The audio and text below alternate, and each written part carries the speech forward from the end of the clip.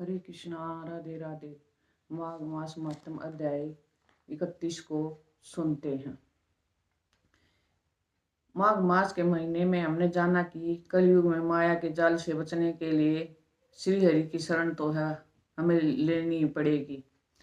याद रखो, तुम नहीं थे तब भी यह दुनिया थी, तुम नहीं कहीं चले जाओगे तब भी यह दुनिया रहेगी। तुम्हारे रहने या न रहने से दुनिया या लोगों पर कोई फर्क नहीं पड़ता। इसलिए चिंताओं से मुक्त होकर चिंतन करो, श्री हरि की चरणों में शरण लो और प्रेम से मन से भाव से हर समय नाम जाप करते रहो। गणेश जी महाराज और अपने गुरुदेव को याद करते हुए माघ मास महत्तम अध्याय 31 को सुनते हैं। गोरा पुत्र गणेश है, पिता जिनके महेश हैं, लड्डू जिनका भोग है, मूषक है सवारी, सुख करता दुख हरता जग पालन हारी। बोल गणेश जी महाराज की जय। गुरु की महिमा का क्या मैं बखान करूं, गुरु ही मेरा ईश्वर है, इस सच को मैं स्वीकार करूं।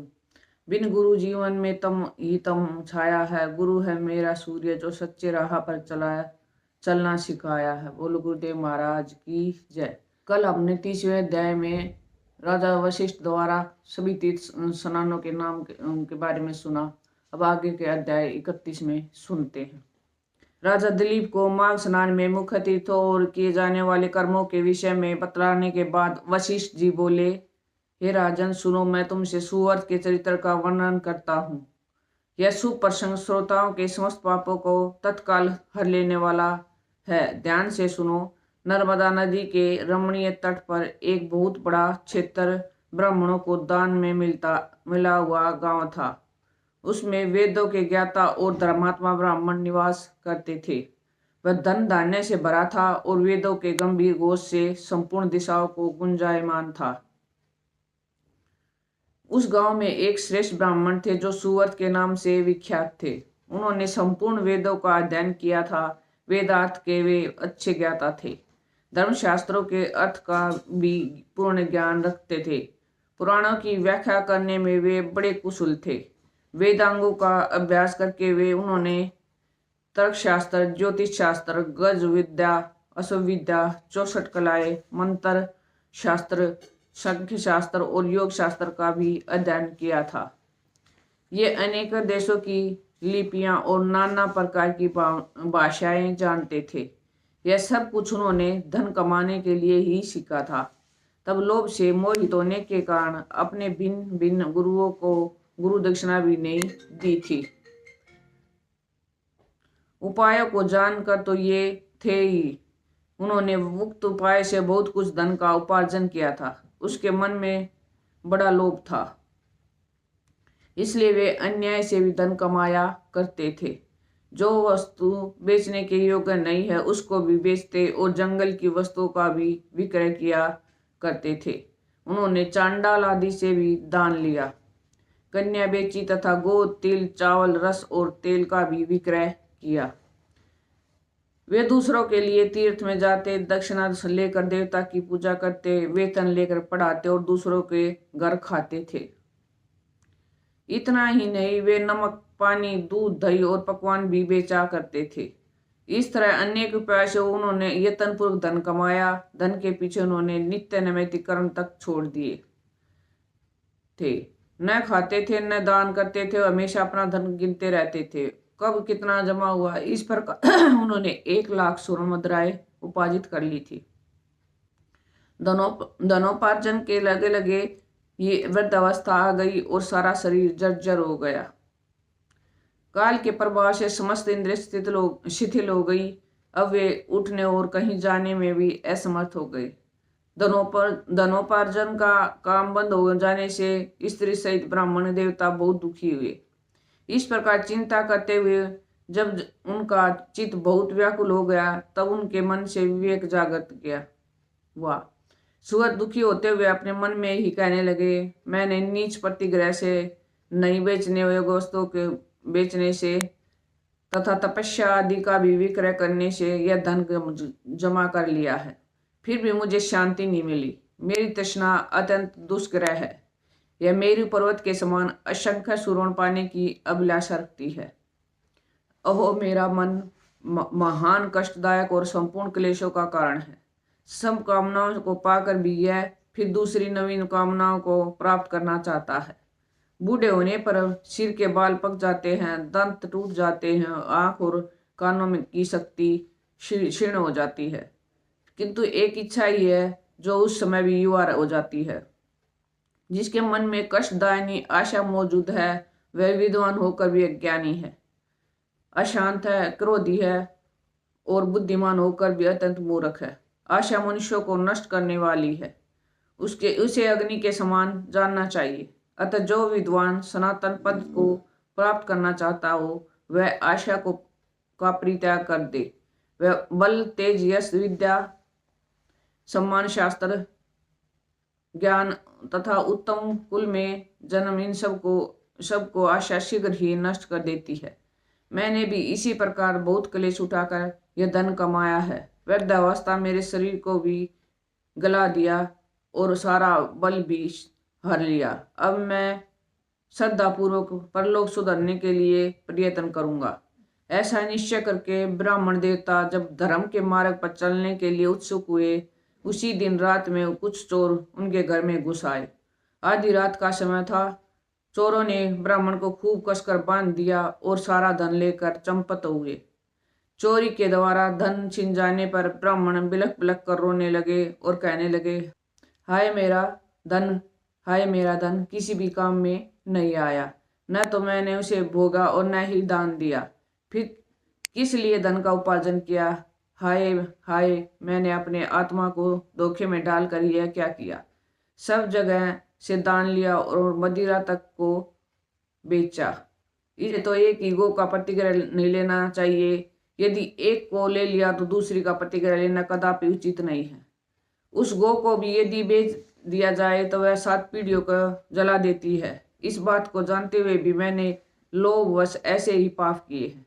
धन कमाने के जोश में मैंने एक दिन भी एक चरित होकर अच्छी तरह संध्या नहीं किया। ध्यान रहित या ध्यान सहित प्राणायाम भी नहीं किया। 3 बार जल पीकर 2 बार और पहुंचकर भांति भांति आचमन नहीं किया। उतावली छोड़कर और हाथ में कुश की पवित्री लेकर मैंने कभी गायत्री मंत्र का वाचिक उपांशु अथवा मानस जाप भी नहीं किया। जीवों के बंधन तो छुड़ाने वाले महादेव की जो आराधना नहीं की। जो मंत्र पढ़कर अथवा बिना मंत्र के ही शिवलिंग के ऊपर एक पत्ता या फूल डालकर देता है, उसकी करोड़ों पीढ़ियों के उद्धार हो जाता है, किंतु मैंने कभी ऐसा नहीं किया। सब पापों का नाश करने के लिए प्रज्वलित अग्नि में घी से भिगे हुए मंत्रपूत तिलों का आह्वान नहीं किया। किसी भी पवन मंत्र का जाप नहीं किया। पीपल के वृक्ष की पूजा नहीं की। त्रयोदशी का व्रत त्याग दिया। यह व्रत भी यदि रात को अथवा शुक्रवार के दिन पड़े तो तत्काल सब पापों को हरने वाली है, किंतु मैंने उसकी भी उपेक्षा कर दी। ठंडी छाया वाले वृक्ष को पौधा नहीं लगाया। सुंदर सैया और मुलायम गद्दे का दान भी नहीं दिया। सब पापों का नाश करने के लिए पंखा, छतरी, पान और तथा मुख को सुगंधित करने वाली कोई वस्तु भी ब्राह्मण को दान नहीं दी। नित्य श्राद्ध, बुत, बलि तथा अतिथि की पूजा भी नहीं की। उपयुक्त उत्तम वस्तु को जो लोग दान करते हैं, पुण्य के भागी मनुष्य यमलोक में यमराज की, यमदूतों की और यमदूतों के यातनाओं को नहीं देखते, किंतु मैंने यह भी नहीं किया। गो को ग्रास नहीं दिया। उनके शरीर को कभी नहीं खुजलाया। कीचड़ में फंसी हुई गो को, जो गोलोक में सुख देने वाली होती है, मैंने कभी नहीं निकाला। याचकों को उनकी मुंह मांगी वस्तुएं देकर कभी संतुष्ट नहीं किया। भगवान विष्णु की पूजा के लिए कभी तुलसी का वृक्ष नहीं लगाया। शालिग्राम शिला के चरणामृत को नहीं पिया। एकादशी उपवास नहीं किया। शिवलोक प्रदान करने वाली शिवरात्रि का भी व्रत नहीं किया। वेद शास्त्र, धन, स्त्री, पुत्र, खेत और अटारी आदि वस्तुएं इस लोक से जाते समय मेरे साथ नहीं जाएगी। अब तो मैं असमर्थ हो गया। कोई व्यापार भी नहीं कर सकता हूँ। क्या करूँ, कहाँ जाऊँ? हाय, मुझ पर बड़ा भारी कष्ट आ पड़ा है। मेरे पास परलोक का राह खर्च भी नहीं है। इस प्रकार व्याकुल चित्त से होकर सुवर्त ने मन ही मन में विचार किया। अहो, मेरी समझ में आ गया। मुझे याद आया एक समय जब मैं धन कमाने के लिए उत्तम देश कश्मीर को जा रहा था। मार्ग में भागीरथी गंगा के तट पर मुझे कुछ ब्राह्मण दिखाई दिए जो वेदों के पारंगत विद्वान थे। वे प्रातःकाल माघ स्नान करके बैठे थे। वहां किसी ब्राह्मण ने विद्वान ने उस समय एक श्लोक कहा था, माघे निमग्ना श्लीले सुशीले विमुक्त पाप स्त्री दिव्यम प्रायंती। माघ मास में शीतल जल के भीतर डुबकी लगाने वाले मनुष्य पाप मुक्त हो स्वर्गलोक में जाते हैं। पुराणों में मैंने इस श्लोक को सुना है। यह बहुत ही प्रमाणिक है। अतः इसके अनुसार मुझे माघ का स्नान करना ही चाहिए। मन ऐसा निश्चय करके सुव्रत ने अपने मन ही को सुस्थिर किया तथा 9 दिनों तक नर्मदा के जल में माघ मास का स्नान किया। उसके बाद स्नान करने की शक्ति नहीं रह गई और 10वें दिन किसी तरह नर्मदा जी के तट पर गए और विधि पूर्वक स्नान करके तट पर आए। उस समय शीत से पीड़ित होकर उन्होंने अपने प्राण त्याग दिए। उसी समय मेरु गिर के समान तेजस्वी विमान आया और माघ स्नान के प्रभाव से सुव्रत उस अरुण को लोक को चले गए। वहां एक मनवंतर तक निवास करके वे पुनः इस ब्राह्मण हुए। फिर प्रयाग में माघ स्नान करके उन्होंने ब्रह्मलोक को प्राप्त किया। माघ माह मातम संपूर्ण। अब अंत में एक बात बताती हूँ, याद रखो कलयुग केवल नाम आधार। सिर्फ नाम जाप करके हम कृष्ण प्रेम की भक्ति मुक्ति शक्ति सब कुछ मिल सकते हैं। आपने यह मातम पूरे महीने में सुना, जिससे पता चलता है कि कान्हा जी की कृपा आप पर है, जो ये आप मातम सुन पा रहे हैं। इसलिए कान्हा जी की श्री चरणों में आप सबके लिए प्रार्थना करती हूँ। आप कान्हा जी की आप पर प्रेम कृपा आशीर्वाद यूं ही बना रहे। श्री राधा रानी की कृपा आप पर बनी रहे, उनका आशीर्वाद आप पर बना रहे, आपकी हर इच्छा पूरी हो, भक्ति महारानी आप पर जमकर बरसे, आपके सारे काम पूरे हों, आप पर राधा जी और भगवान श्री कृष्ण की कृपा बनी रहे। अंत में आपसे एक रिक्वेस्ट करती हूँ, प्लीज इन वीडियो को ज़्यादा से ज़्यादा शेयर कीजिए और ज़्यादा से ज़्यादा नाम जाप करते रहिए। हरे कृष्णा कृष्णा कृष्णा हरे हरे, हरे Ram Ram Ram Hare Hare. Please in video को ज़्यादा से ज़्यादा शेयर कीजिए, अपने शास्त्रों का ज़्यादा से ज़्यादा प्रचार कीजिए। ये भी एक सेवा है। राधे राधे।